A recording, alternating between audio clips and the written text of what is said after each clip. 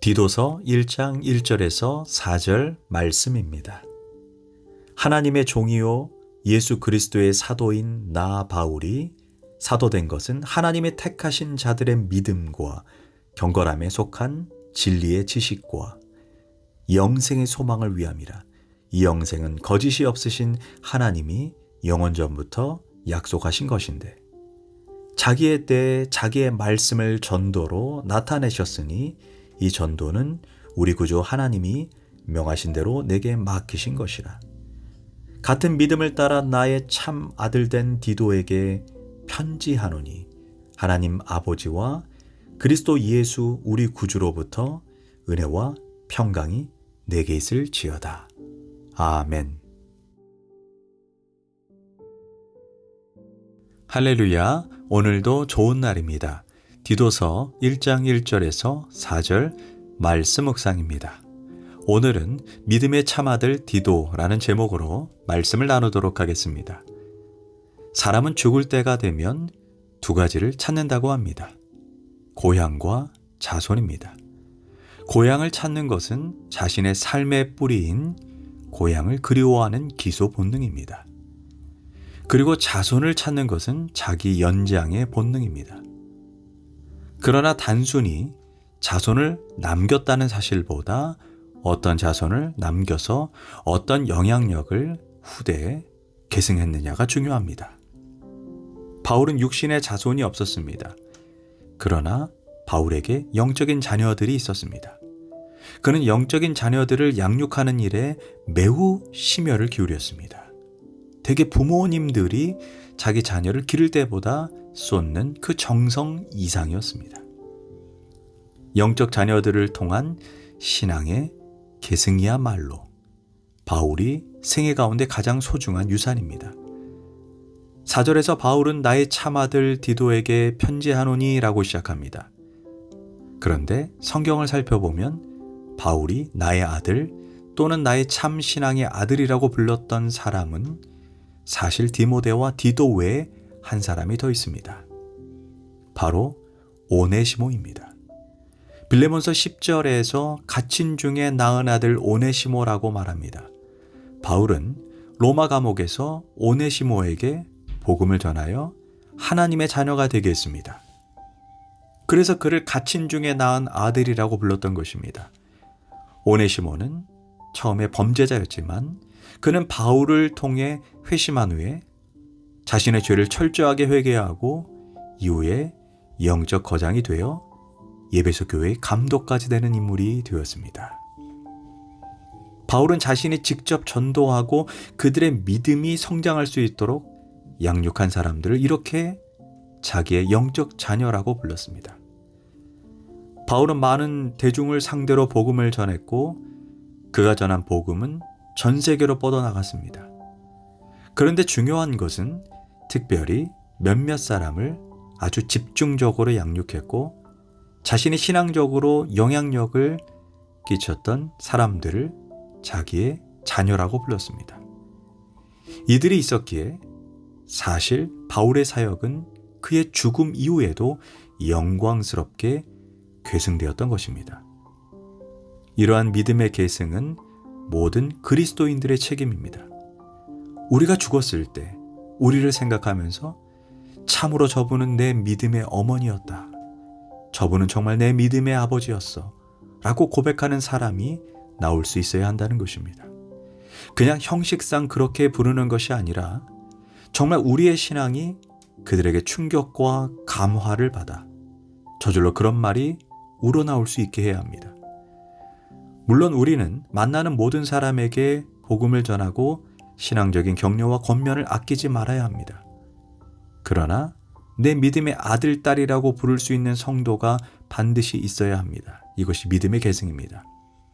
먼저 바울은 1절에서 자신을 이렇게 소개합니다. 하나님의 종이요 예수 그리스도의 사도인 나 바울이 사도된 것은 하나님의 택하신 자들의 믿음과 경건함에 속한 진리의 지식과 여기에서 바울은 자신을 하나님의 종이요 예수 그리스도의 사도라고 부릅니다. 바울은 먼저 자신을 하나님의 종이라고 소개합니다. 이는 목회자만 말하는 것이 아닙니다.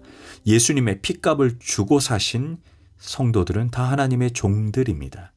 인간은 아담의 타락으로 인해 마귀의 종이 되었습니다.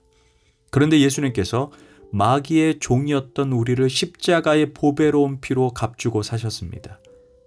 그래서 이제 우리는 마귀의 종에서 해방되었습니다. 그러나 우리는 육신의 연약함으로 인해 누군가 우리를 붙잡아 주지 않으면 다시 마귀에게 붙잡히게 됩니다. 그러므로 우리에게 자유를 주시고 우리를 위해 십자가에 못 박히신 예수님의 종이 되어야 합니다. 이제부터 우리는 우리의 삶 전체를 들여 우리 주 하나님을 섬겨야 합니다. 또한 바울은 자신을 예수 그리스도의 사도라고 말합니다. 사도는 아포스톨로스로 보냄을 받은 사람, 하나님의 대리자라는 의미입니다.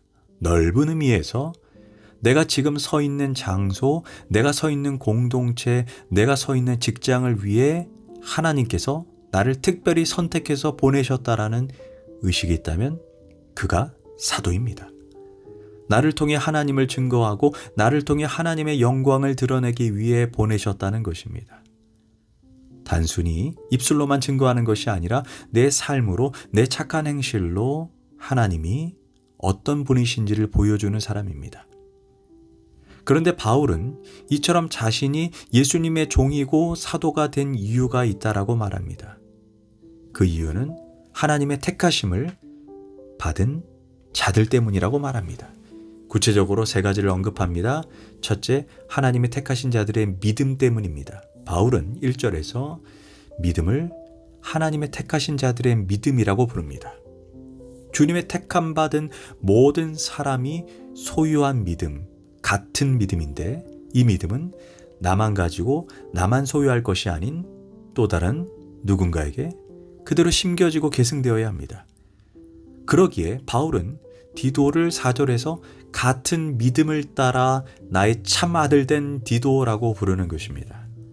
나를 하나님의 자녀가 되게 하고 예수 그리스도를 구주와 주님으로 믿게 한 그 믿음은 내가 복음을 전하는 사람에게도 고스란히 계승되어야 한다는 것입니다. 둘째, 경건함에 속한 진리의 지식을 위해서입니다. 바울은 1절 마지막 부분에서 경건함에 속한 진리의 지식이라고 했습니다.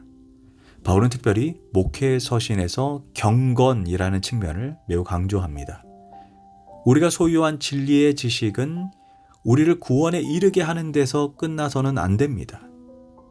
우리를 경건한 삶의 자리까지 나아가게 해야 한다는 것입니다. 즉 경건은 구원에서 한 걸음 더 나아간 것입니다. 우리가 경건하면 흔히 무조건 열심히 기도하는 사람, 절대로 세속적인 일에 빠지지 않는 사람이라는 이미지를 떠올립니다. 그런데 경건은 그보다 더 넓은 의미입니다. 경건을 원어로 유세베이아라고 하는데 바울 당시 헬라적 의미가 신의 인격을 꼭 담다라는 뜻입니다. 그러므로 경건은 예수님의 인격과 예수님을 닮은 삶이 바로 경건입니다. 다시 말해 삶의 모든 자리에서 예수님이라면 어떻게 하셨을까? 이거를 끊임없이 질문하고 그리고 실천하는 삶을 살아가는 것, 그것을 의미하는 것이 경건입니다. 그때 나도 모르게 예수님을 닮게 되는 것입니다. 셋째로 바울은 영생의 소망을 위해 부름받았다라고 말합니다. 2절에서 영생의 소망을 위함이라. 이 영생은 영원 전부터 약속하신 것이라. 죽음은 끝이 아니라 영원한 세계로 들어가는 문입니다. 요한복음 10장 2절에서 예수님의 성도들에게 영생을 약속했습니다. 이러한 영생에 대한 소망 없이 이 세상에서의 윤리만 다루는 종교는 무능력합니다. 하나님을 믿는 자에게 영생을 약속하는 기독교만이 오직 유일한 참 종교요 생명입니다. 바울은 이런 영생의 확신을 주기 위해 자신이 보내심을 받았다라고 고백했습니다. 마지막으로 바울은 자신의 믿음의 계승자인 디도에 대해서 이렇게 말합니다. 4절, 나의 참 아들 된 디도. 이 말 속에 바울이 디도를 얼마나 사랑했는지를 알 수가 있습니다. 우리가 저번 시간에도 디도에 대해서 잠시 생각해 보았지만 디도가 어떤 사람인지 세 가지를 이 시간 다시 한번 정리해 보도록 하겠습니다. 첫째, 디도는 신뢰할 수 있는 사람이었습니다. 바울은 그레데 섬에 있던 교회를 디도에게 맡겼습니다. 교회를 맡길 정도로, 생명을 맡길 정도로 바울은 디도를 신뢰했습니다. 둘째, 디도는 매우 긍정적인 사람이었습니다. 고린도후서 7장을 보면 디도가 바울과 고린도 교회 사이에 있었던 불신과 갈등으로 어려움을 겪을 때 그는 중재자 역할을 아주 훌륭하게 해냈습니다. 디도라는 인물이 고린도 교회에 왔다는 기록에서 제일 많이 나오는 단어가 위로와 기쁨입니다. 쉽게 말해 그는 피스메이커, 화평케 하는 사람, 평안으로 중재하는 사람이었다는 것입니다. 고린도 교회를 위로하고 기쁨을 주었고 바울이 고린도 교회를 얼마나 사랑하는지 그 마음을 잘 전달하고 대변했습니다. 이로 인해 바울도 위로와 기쁨을 얻었습니다. 디도는 이를 복잡하고 어렵게 만드는 사람이 아닙니다. 디도는 모든 일에 기쁨과 위로의 사역으로 아름답게 변화시키는 사역자입니다. 이런 것을 통해 디도가 매우 긍정적인 사람이라는 것을 알 수가 있습니다. 이처럼 우리도 이런 긍정적인 사람에게 중요한 일을 맡길 수 있습니다. 셋째로, 디도는 어려운 일도 자원할 줄 아는 용기의 사람입니다. 고린도후서 8장에서 사도 바울이 예루살렘 교회의 구제를 위해 헌금을 걷는 일을 위해 디도를 고린도 교회로 보냈습니다. 사실 어떤 사람에게 가서 돈 부탁하는 것처럼 어려운 일이 없습니다.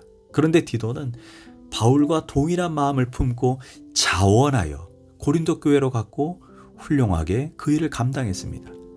그는 하나님의 나라를 위하는 일이라면 어려움을 마다하지 않고 피하지 않는 사람입니다.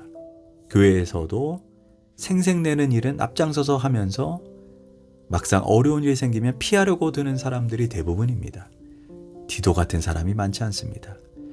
오늘의 교회에도 이런 디도가 필요합니다. 기도하겠습니다. 하나님, 바울이 하나님 나라를 위해 품었던 그 마음이 디도에게 고스란히 전달되고 디도를 통해 그레데 교회 성도들에게 그 마음이 전해지게 하심이 감사합니다. 하나님, 나도 디도처럼 신뢰할 만한 사람이 되길 원합니다. 매사에 긍정적인 사람이 되길 원합니다. 어려운 일을 회피하지 않는 아름다운 성도가 되길 원합니다. 예수님의 이름으로 기도합니다. 아멘.